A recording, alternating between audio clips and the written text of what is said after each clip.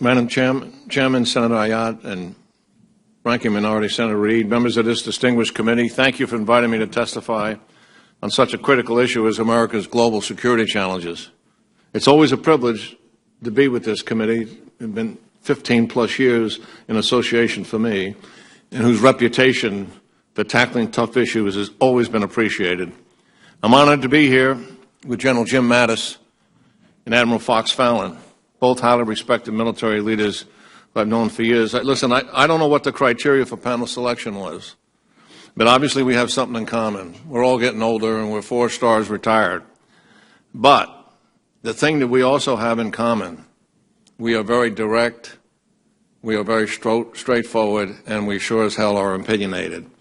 So I'm usually sitting next to somebody who's nuanced, circumspect, etc. You're not going to get that from the 3 of us today. We don't always agree, but you're going to know what we're thinking.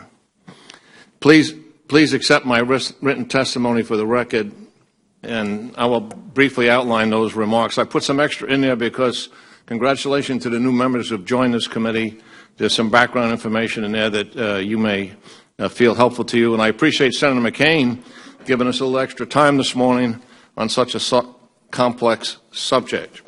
You know, the United States is confronting emerging security challenges on a scale not seen since the rise of the Soviet Union to superpower status following World War II.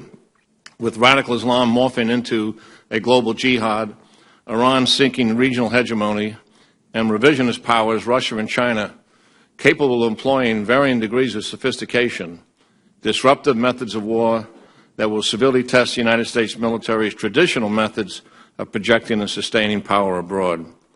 Given U.S. defense budget projections, the United States will have to confront these challenges without its long-standing decided advantage in the scale of resources it is able to devote to the competition.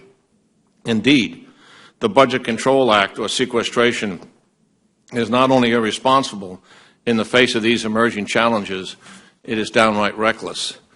Let me briefly outline the major security challenges and what we can do about them. Radical Islam, as much as Nazism and communism, both geopolitical movements, ideologically driven, were the major security challenges of the 20th century, radical Islam is the major security challenge of our generation. Radical Islam, as I'm defining it for today's discussion, consists of 3 distinct movements who share a radical fundamentalist ideology, use jihad or terror to achieve objectives, yet compete with each other for influence and power. I provided some maps behind my testimony that you can use, and there's some display maps here in the committee room which you may be challenged to be able to see. First, the Shia-based Iranian-sponsored radical Islamic movement that began in 1979 with the formation of the Islamic State of Iran. In 1980, Iran declared the United States as a strategic enemy, and its goal is to drive the United States out of the region, achieve regional hegemony, and destroy the state of Israel. It uses proxies primarily as the world's #1 state sponsoring terrorism. 30-plus years, Iran has used these proxies to attack the United States. To date, the result is U.S. troops left Lebanon, Saudi Arabia, and Iraq, while Iran has direct influence and some control over Beirut, Lebanon, Gaza, Damascus, Syria, Baghdad, Iraq, and now Sana'a, Yemen, as you can see on the map. Is there any doubt that Iran is on the march and is systematically moving toward their regional hegemonic objective? Iran has been on a 20-year journey to acquire nuclear weapons, simply because they know it guarantees preservation of the regime and makes them, along with their partners, the dominant power in the region, thereby capable of expanding their control and influence. Add to this their ballistic missile delivery system, and Iran is not only a threat to the region, but to Europe as well, and as they increase missile range, eventually a threat to the United States. And as we know, a nuclear arms race, because of their nuclear ambition, is on the horizon for the Middle East. Second, the al-Qaeda Sunni-based movement declared war on the United States in the early 90s, desires to drive the United States out of the region, dominate all Muslim lands, and as the most ambitious radical Islamic movement, eventually achieve world domination. As you can see on the map, al-Qaeda and its affiliates exceeds Iran in beginning to dominate multiple countries. In fact, al-Qaeda has grown 4-fold in the last 5 years. Third, the Islamic State of Iraq and al-Sham, ISIS, is an outgrowth from al-Qaeda in Iraq, which was defeated in Iraq by 2009. After U.S. troops pulled out of Iraq in 2011, ISIS reemerged as a terrorist organization in Iraq, moved into Syria in 2012, and began seizing towns and villages from the Syria-Iraq border all the way to the western Syria, from Aleppo to Damascus. After many terrorist attacks and assassinations in Mosul and Anbar province in 2013, to set the conditions for follow-on operations, ISIS launched a conventional attack back into Iraq, beginning in 2014 with the seizure of Fallujah and culminating in the seizure of Mosul and many other towns and villages. Is it possible to look at that map in front of you and claim that the United States policy and strategy is working, or that al-Qaeda is on the run? It is unmistakable that our policies have failed, and the unequivocal explanation is U.S. policy has focused on disengaging from the Middle East, while our stated policy is pivoting to the East. U.S. policymakers choose to ignore the very harsh realities of the rise of radical Islam. In my view, we became paralyzed by the fear of adverse consequences in the Middle East after fighting two wars. Moreover, as we sit here this morning, in the face of radical Islam, U.S. policymakers refuse to accurately name the movement as radical Islam. We further choose not to define it, nor explain its ideology. And most critical, we have no comprehensive strategy to stop it or defeat it. We are reduced to a very piecemeal effort using drones in Yemen and Pakistan, a vital tactic but not a strategy, and air power in Iraq and Syria, while insisting an unproven indigenous ground force. Our partnering program with other nations is fragmented with no overall strategy. This approach almost certainly guarantees we will be incrementally engaged against one radical group after another with no end in sight. What can we do? To stop and defeat a global radical Islamic movement and Iranian regional hegemony requires a broad, long-term, comprehensive strategic approach with the strategic objectives both near and long-term supporting that strategy. World leaders understood how formidable communist ideology and the Soviet threat was to the world order, and formed political and military alliances. Forming similar alliances today offers the opportunity by member nations to develop a comprehensive strategy to discuss and set goals for necessary political and social reforms, and to share intelligence, technology, equipment, and training. The alliance is mostly about supporting countries in the region to make internal changes and to assist comprehensively in countering radical Islam. We should rely on some of the thoughtful leaders in and outside the region to assist in forming this alliance. This is not about major military intervention by the United States. It is about assisting alliance members with training their counterterrorism force and their conventional military and counterinsurgency, and yes, conducting counterterrorism operations as required. While killing and capturing terrorists is key, so is the strategy to organize an alliance-wide effort to undermine the radical Islamist ideology, to counter its narrative, to counter recruiting, and to target outside financing. On Iraq and Syria, the ISIS advance is stalled in Iraq due to effective air power, with modest gains in retaking lost territory. However, a successful counteroffensive to retake Mosul and Anbar province is a very real challenge. No one knows for certain how the indigenous force consisting of the Iraqi army, Peshmerga, Sunni tribes, and Shia militia will perform. The United States should plan now to have U.S. coalition advisors accompany frontline troops with the added capability to call in airstrikes. Direct action special operation forces, both ground and air, should assist by targeting ISIS leaders.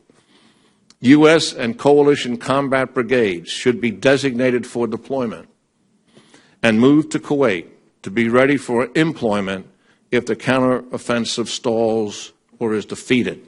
The alternative, we wait another couple of years and try again. The Syria policy is a failure. ISIS is continuing to advance throughout Syria and is gaining ground, taking new territory.